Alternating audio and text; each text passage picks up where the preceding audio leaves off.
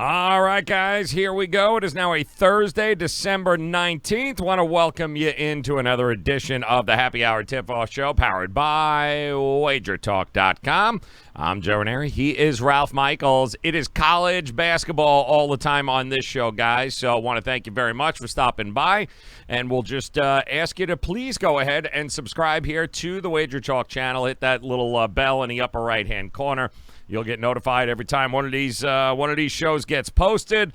And we had a great night of college basketball last night. 50-plus games on the card. Well, we got about another 20 or so tonight here, which, of course, we'll dive into. But, Ralph, we'll start with, the craziness that is college hoops last night with some crazy upsets, some crazy covers, and – every time we put this up here, Ralph, I either start to get hives, I cry a little, I don't, or we do a lot of this. Why? Like, why? The joys of college basketball season, is it not?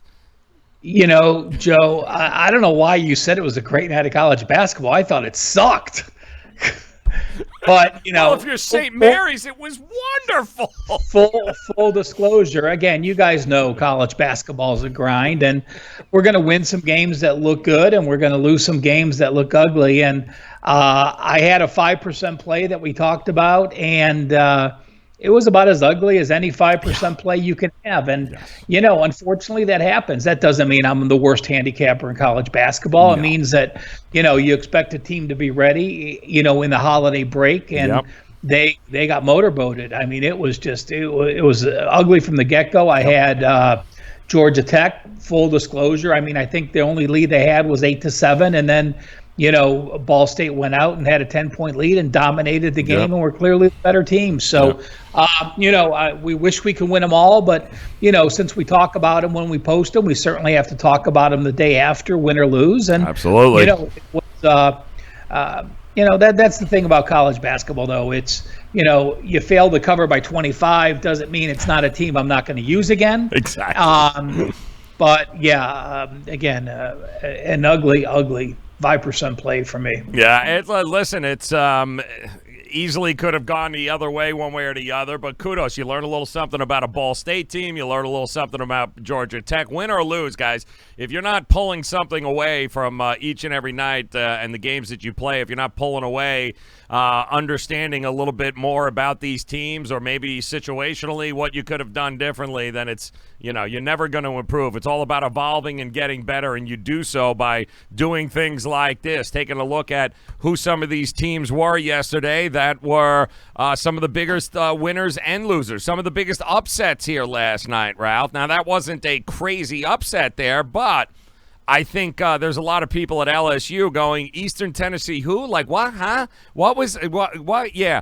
LSU scratching their head there. How that was a little bit surprising. I thought Eastern Tennessee would be competitive, but damn, Ralph. Well, Joe, it pretty much goes to show you. Yesterday you and I were just talking before getting on the air. We were talking about teams that covered from the SoCon. Well, guess what? Yep. East Tennessee State, one of those type of teams that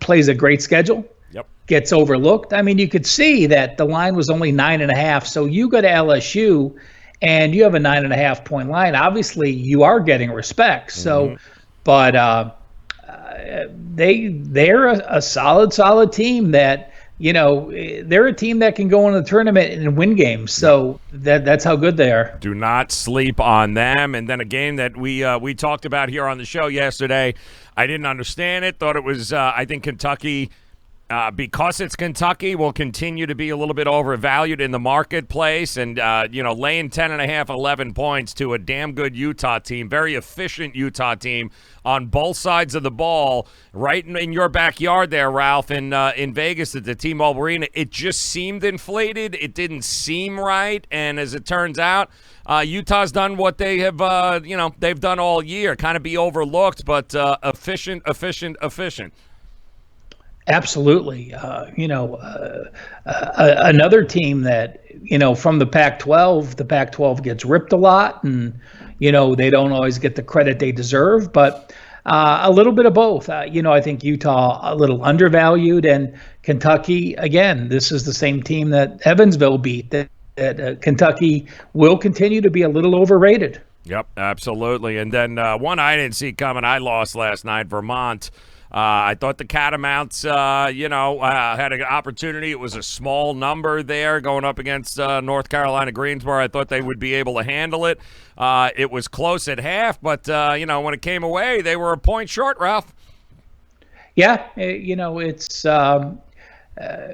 you're a 5.5 point home favorite. It's a game you want to win, but it's a game where, anytime those lines are between sevens, yep. Anyone in college basketball can beat the other opponent. And as far as some of these big covers last night, guys, listen, we talk St. Mary's here. You got a better chance, like watching paint dry, watching that team play. Number 4,332 in tempo in the country, going up against the Bobby Hurley team. That is a neutral site game, but not really. It was in Phoenix. So Bobby likes to play a little bit up-tempo over there, and then what happens? They get out to like a 52-10 lead and a half. Like, what the hell was that, Ralph? My word. St. Mary scoring 50 points and a half at that tempo?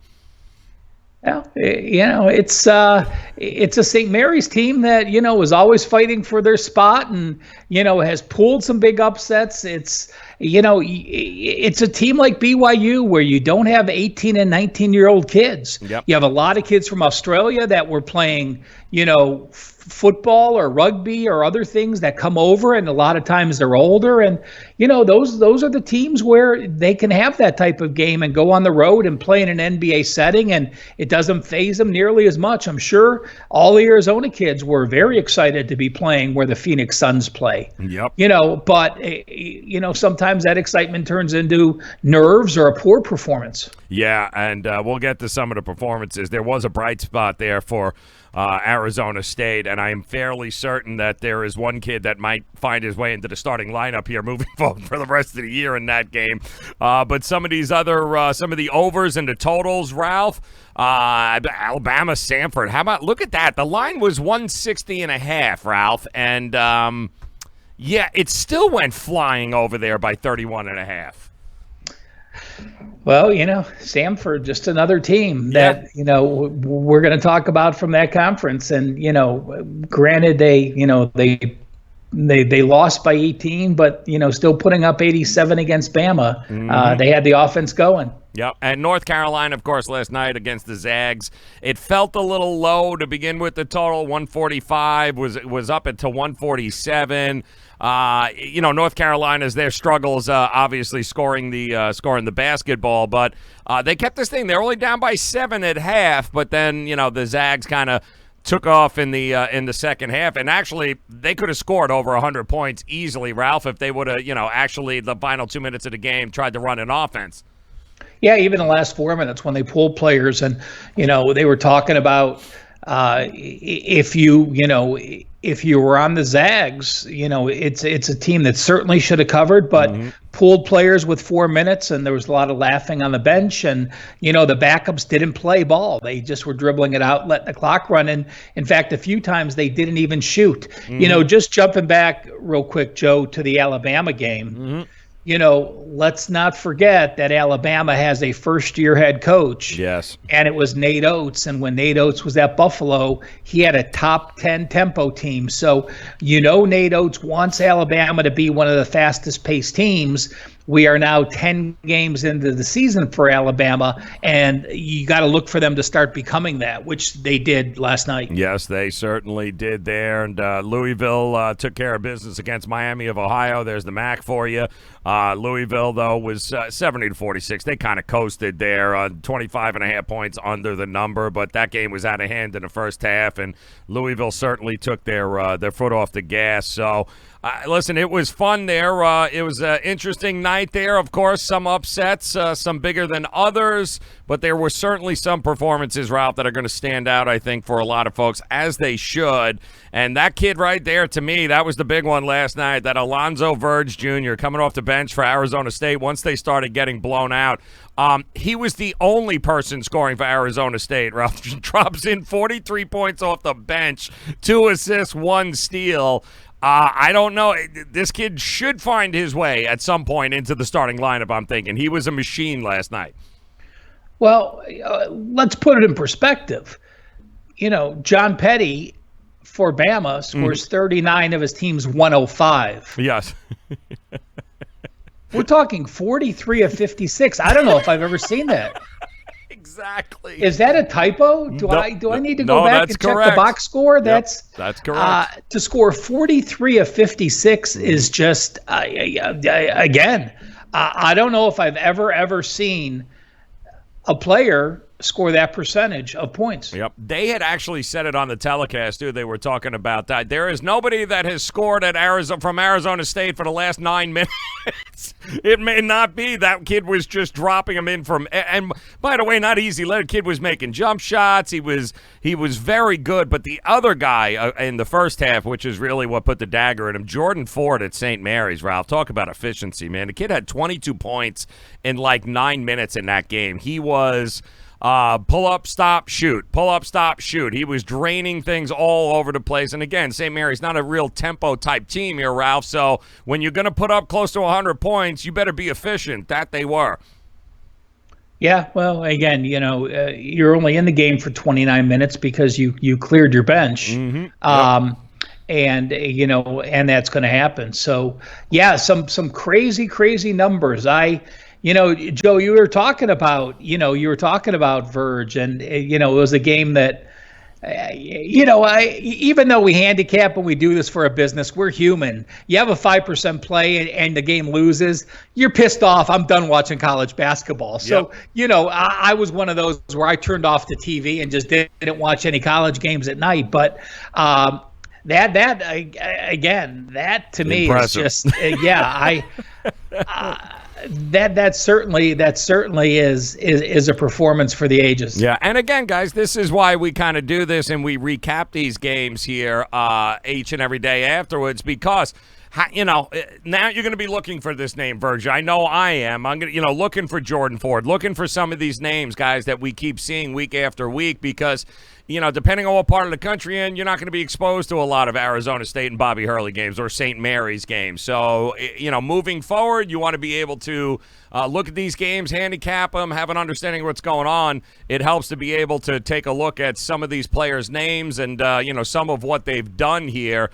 And it was certainly an impressive performance by some of these guys last night. And, Ralph, I tell you, we like to pull up. It's an abbreviated schedule tonight. We'll take a look at the market here. It's about 20-some-odd games. We got a couple of marquee matchups that we'll talk about here in just a few. But as far as T&A goes, a little trend and angle, what'd you pull up for us here today in these matchups? Yeah, 4 of them like we've been doing, couple sides, couple totals. Eastern Kentucky now 1-10 ATS on the road their last 11 games. And Cal Santa Barbara, a team that has been a fade team, no question, going 6-19 against the spread their last 25 games. A couple teams you probably don't think about every day, but Prairie View A&M 16-4 to the over their last 20 games on the road, and UC Riverside, another one of those tempos that are in the 340s or 350s. This is long term. I mean, this is long term. 19-38 over under at home. 1-7 their last 8 in that role. Correct me if I'm wrong. Prairie View was the team that went into Grand Canyon. Just was it last week there, Ralph, and ended up dropping Grand Canyon, who we thought was at least I certainly thought they might be a little bit better. But Prairie View's no joke. This team this year. No, Prairie View's the team that Colorado, Arizona State, and then Loyola Marymount. And then Loyola Marymount. Okay. They have Colorado tonight. Tonight, that's right. Okay. Talking about them because Arizona State they only ended up losing by 9. 9, right. Yep. And then they go to Marymount and they cover again. They only lose by 3. So, they're a team that. Up tempo, you're looking at Ken Palm's numbers, they're number 52 as far as tempo goes. So, the 16-4 over-under record on the road makes sense. Yep. We got taking a look at the market here tonight, guys. One game sticks out to me by far here. It's kind of jumping off the page, certainly from a a handle standpoint here, Ralph, and that's got to do with William and Mary taking on St. Joe's here tonight, and a lot of people excited about this game. You can tell just by the sheer number of bets. 156 was the total. We've seen St. Joe's shoot the lights out of it at times this year. But again, new head coach, new system, new everything else going on there. It's down to 152. Opened up as William and Mary, a 1.5-point favorite on the road, but it's kind of stood there. It's that 1.5. It's the total that seems to be continuing to come down here, Ralph. Well, you look at St. Joe's, and I'm surprised the total's coming down because St. Joe's has been a dead over team. Mm-hmm. You have a perfect combination when you're playing against St. Joe's and you have the over. You have a tempo of number 21 and you have a defense of 312. So, Temple put up 100 against them. That's all you need to know. Lafayette put up 94 against them. They're a team that's now 2-9. Mm-hmm. You beat Bradley, you beat Connecticut the first three games of the season. You're 2-1, and then lo and behold, you end up losing 8 straight, and some of those have been some ugly losses. Temple game their last game out last Tuesday. 108-61 was the final. Should be noted, too, here, and Ralph is one guys that will always preach this to you, understanding times of the year, times of the season. I do believe finals wrapped up for St. Joe's on Tuesday, which means the student section at this game, Ralph, might have a few extra seats open there. May not be what we normally see, and that's always something that you preach here, especially this time of year. Nobody's in school. Nobody's at the campuses, Ralph, so maybe home court isn't as big a home court as people think. Well, the Big Ten, as an example, Joe, went to a 20-game schedule last year. Mm-hmm. And the reason they play those 2 games early in December is because they didn't want to play conference games without their students there. Right. So that is the exact reason that prior to that December 7th or when schools start breaking for finals, mm-hmm. the Big Ten played their conference games. So, yes, that certainly is a thought that a lot of conferences put into it. Home edge is certainly diminished for those that have that student section. There's a lot of them. I would say home edge doesn't mean much for about 70%, but those games that you watch on TV where they have that ravenous student section, that will certainly be down a few notches in a few places. Yeah, Ryan Daly's the name to look there, guys. He's the engine. I believe transferred from Delaware State. It was one of those for St. Joe's. If he scores, if he's on, they tend to usually hit overs. They tend to win games. If he can't hit water, if he fell out of a boat, it usually goes the other way pretty quickly for St. Joe. So, but that is a game a lot of people have some interest in there. Total down to 152 in this one. Another one seeming to get a little bit of love here, Ralph. And I guess maybe this shouldn't surprise us. Duke and Wofford. And listen. How many times we got to see these top 10 teams go down by these unranked teams here, Ralph? And Wofford has that. I guess maybe this is a game, Ralph, that we're seeing where Wofford's got this history of being this crazy 3-point shooting team, and nobody gives them any credit. Well, they're not the same team. They're not the same shooting team. The under in this game has already dropped 5 points, opened up at 146. I'm seeing a lot of 141s around, Ralph. Duke as a 19-point favorite, even that's coming down to 17. So Wofford is good, but people are jumping all over this total and saying they ain't that good. Well, I mean, the whole world knows Wofford just knocked off North Carolina 68-64 last Sunday. So, right. You go into Chapel Hill and you beat them. And let me just remind people, we've just said it. Wofford is the team that, is playing tonight against Carolina. Samford is a team that, hung with Alabama. Mm-hmm. East Tennessee State is the team that just beat LSU. And let's not forget NC Greensboro is the team that just beat Vermont. All of those in the SoCon. I mean, you look at the SoCon and you start looking at what that conference is going to be and when those teams start beating each other up. Yep. It is just a hell of a good conference. I mean, to me, I might start comparing it close to almost the Mountain West when you have your top teams, in that conference. The problem is, you have VMI and the Citadel, and that drags it down, where the bottom of the Mountain West isn't nearly as bad. But the top 5 or 6 teams in the SoCon compared to most mid-major top 5 or 6s. And one other game here, guys, seems to be getting some love, and we're seeing some big movement, actually, in this game. And towards the underdog, Portland State taking on Loyola here tonight, Ralph. And Portland State, I believe, just took on Pepperdine there over the week, or a couple of nights ago, in fact, and they kept it close. They were actually really close at halftime. It wasn't nearly as big a blowout as people thought it was going to be. Taking on Loyola, who a little bit slower paced team of sorts, opened up as a 4.5-point favorite for Loyola. It's down to 2.5, 3 here, Ralph. So some Portland State money coming in here early. Yeah, Loyola was another one of my brutal beats last week when they played UC Davis. Yep. They went on the road. They led wire to wire. UC Davis hits a half quarter, on the last bucket. But, yeah, certainly a difference in style with Loyola, the slower-paced team against Portland State. Yep. So those are your 3 here on the market, guys, so far that seem to be getting the most attention. We do have a couple of marquee matchups, which will include Maryland, Seton Hall. We will get to here in just a few. And NC State and Auburn, too, which, of course, those guys are seeing an awful lot. But we like to take a look at dogs here, Ralph, just like like we did yesterday with the Stony Brook Seawolves. Who went ahead and, you guessed it, kept it within the 17.5 points of Virginia last night. Stony Brook hang tough the entire game, Ralph. Got to admit, I'm proud of my Long Island brethren there. Stony Brook, they showed up last night. They didn't let them run all over them there in Virginia. Not like they could anyway, because first one to 45 was going to win.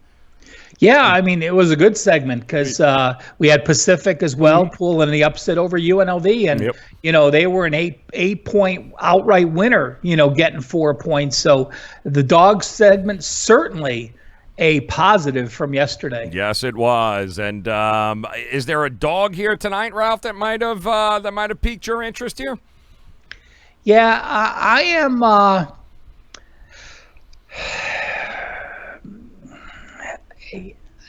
Yeah, I guess I'm going to go with Northern Arizona against Riverside. Okay. This is another one of those pace games, and you're talking 2 ugly teams, but Riverside, as I mentioned, 1938-2 over under at home, including 1-7. They're a team with not a good offense. They're going to slow the pace. They're a team that's 7-4. But the best win they've had, they beat Nebraska game 1. They went on the road. Nebraska had a new head coach, though, 5 new starters, and they caught him by surprise. Take that win out. Your best win on the year is against a Longwood team that's rated 297. And I look at what Northern Arizona does. The Lumberjacks just back on December 8th. Played Nebraska-Omaha in a game, a semi-neutral game that they won. Then they went to Utah Valley and won. So it's a team that's proven to me they can win on the road. They're a team that isn't a good team. They're bottom 80 in college basketball, but I'm not asking them to do much. I'm just asking them to keep it close against the Riverside team, and if they get to 50, that's probably enough to win and cover. If they get to 55, let's put it that way, that'll be a win and a cover. I'm going to look at the opening of the Sun Belt here tonight, Ralph. I'm looking Georgia Southern against Texas State, and I like Texas State in here. They're getting 2 points here on the road. Georgia Southern doesn't play any defense. I mean, period. Their defense is atrocious. They just ended up getting smoked by a pretty good Bradley team here their last time out. Had problems shooting the ball. Up-tempo style team. They do score a lot of points, but it's mostly because of how fast. And, I mean, they just go up. They chuck it up. They don't play any defense.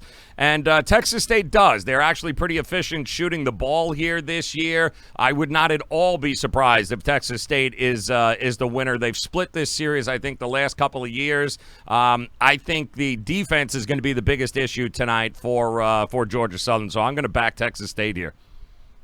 Yeah, I mean, Texas State doesn't have any good wins, but, they don't have bad losses. UTSA is their worst loss, 2-12. They're probably a little worse than Georgia Southern, but, anytime you get that Sun Belt mix in the gear, it's a different mentality. Yep. All right, so we've got, like we said, a couple of marquee matchups here tonight, guys, that we will get to. First, we'll check in with Ralph, see if there is a situational or revenge spot on the card here, Ralph. Something that stuck out to you here?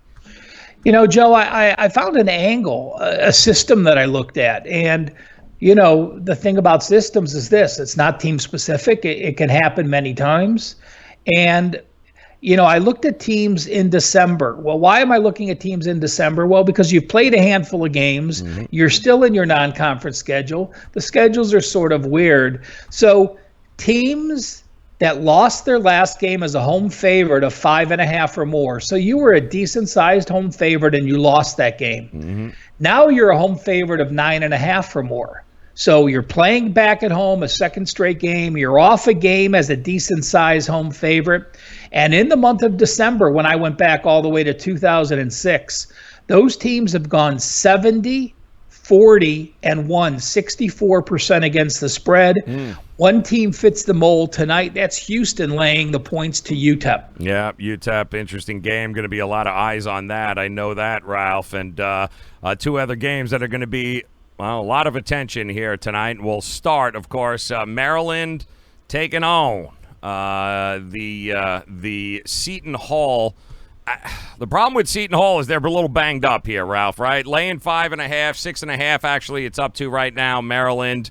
The total is sitting around that 141 mark. Top 10 team, I think Maryland is coming in at number 7, a team that you and I both like in the Big Ten here. And this is a tough road test. It's not an easy place to play in Seton Hall, Ralph, but the spread continues to inch up towards Maryland here. What do you think without, of course, their number one option there, Seton Hall? What do you think their chances are to be able to keep this competitive?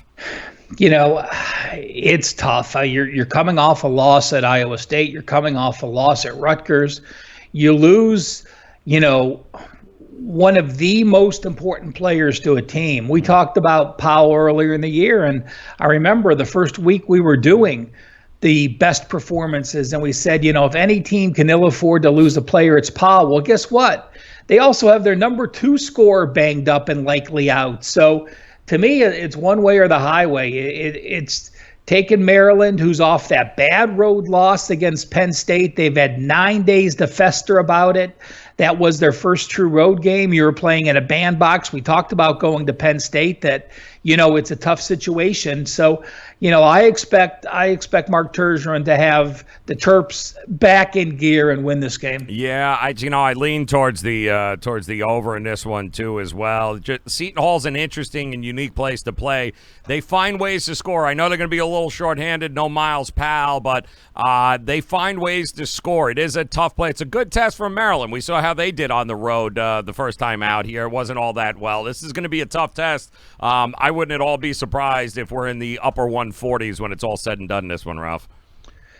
Yeah, can't argue. You don't know where the scorings come from, but listen, these are still kids that practice. Just because you take your top 2 scorers out of the lineup doesn't mean, it means it's an under. There's a lot of kids that can score. Yep. A lot of times what happens is when you're taking out your elite scorers, those are also guys that play defense, and that sometimes hurts you because Powell can play defense. So, a good point, Joe, that losing your top scorer doesn't necessarily mean your scoring will be down. That's correct. And game 2 here tonight, it's funny. I don't think sometimes people don't realize just how darn good they have been. But Auburn has won 21 of its last 22 games straight up, dating back, of course, to last season with the Final Four run there.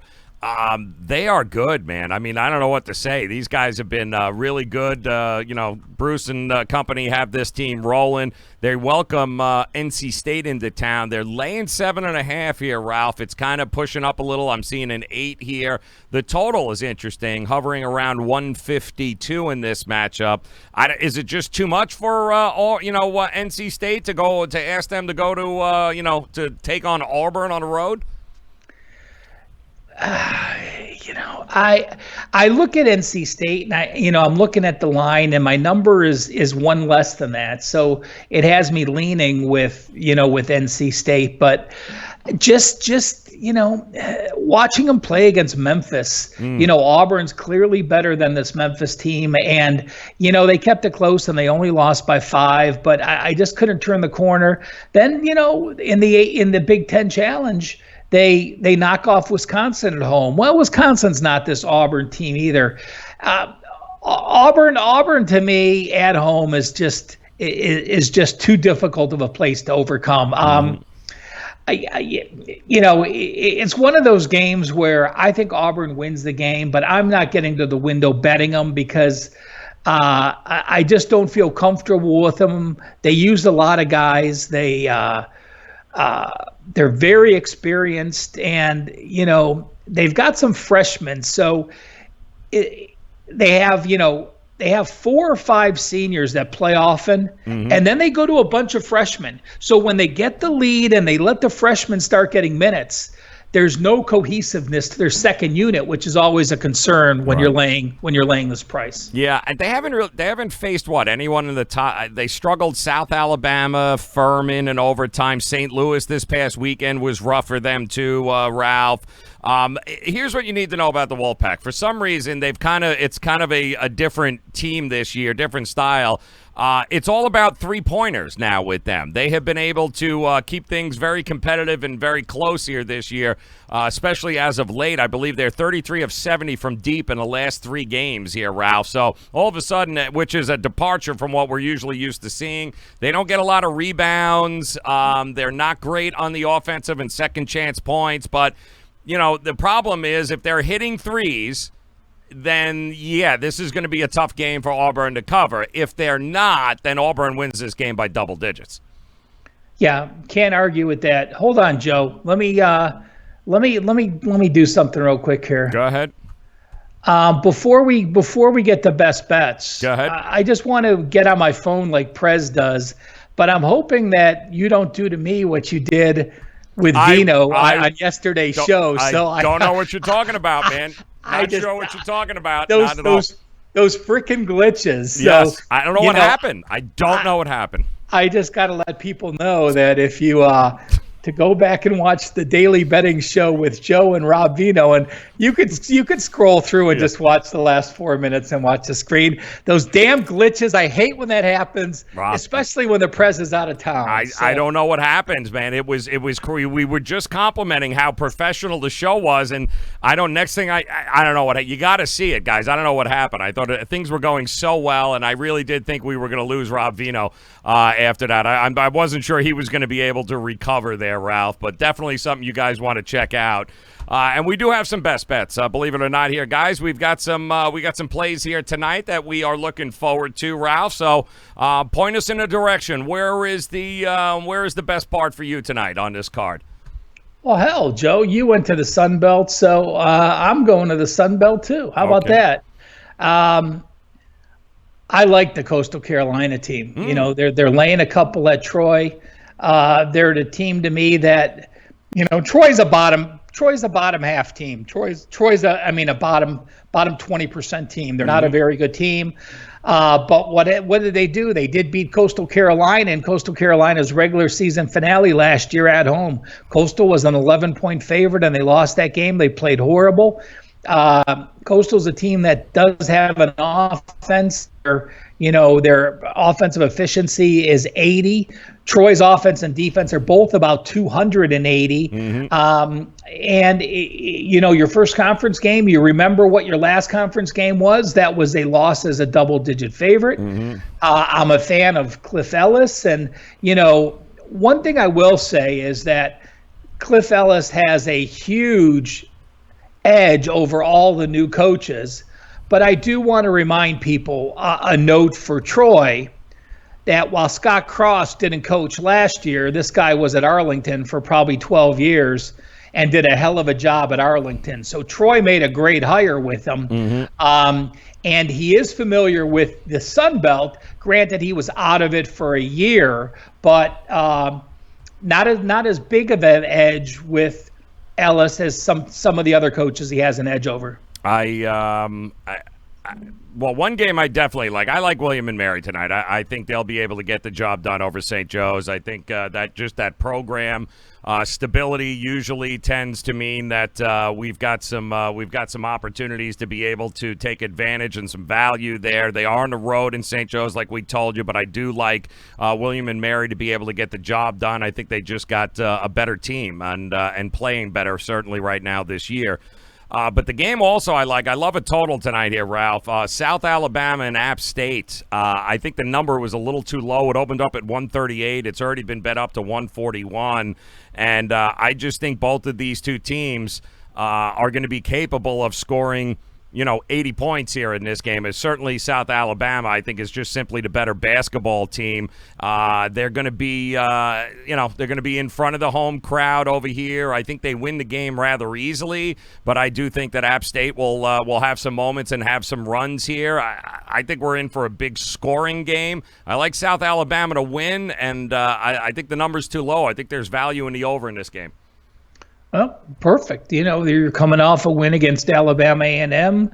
They scored 89. They allowed 79, 168 total points scored. And they've had some big games, especially when they're playing lesser competition. South Alabama's not afraid to run that ball up and get into the 80s or the 90s. Yep. So it's there are some opportunities on the card here tonight. All you guys got to do is go out, bet them, enjoy yourself, have some fun. We still got plenty of college basketball coming your way here this week. We got bowl season 2. Make sure you check out Ralph and I. We'll have you all set here throughout setting up for the weekend tomorrow in college hoops.